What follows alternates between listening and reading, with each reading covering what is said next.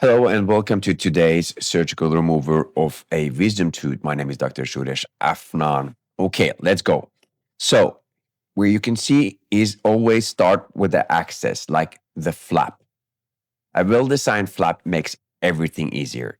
If access is compromised, the entire procedure becomes unnecessarily difficult. And there's tons of different flap techniques, but what I show you here is the easiest and it's the most scientifically secure flap.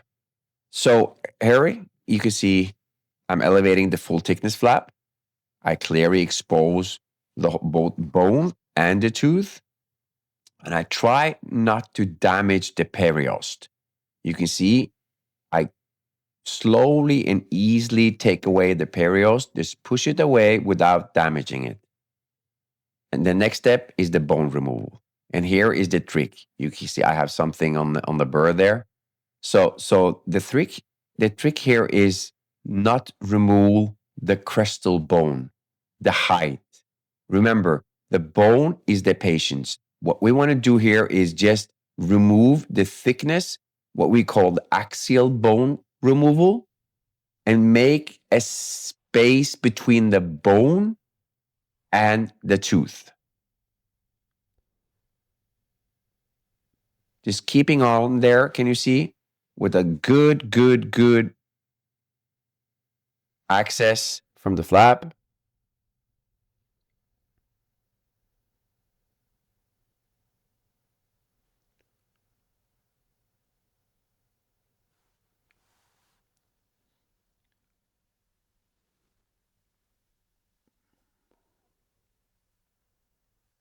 And remember to,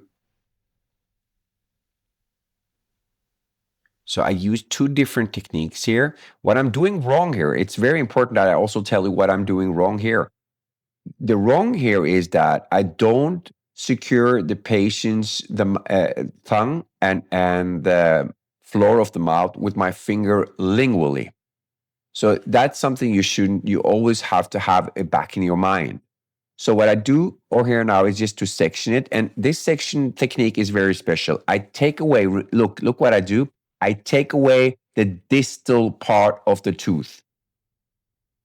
So I keep on the mesial cusp because then I can put my elevator and slowly work from the mesial side and elevate the tooth.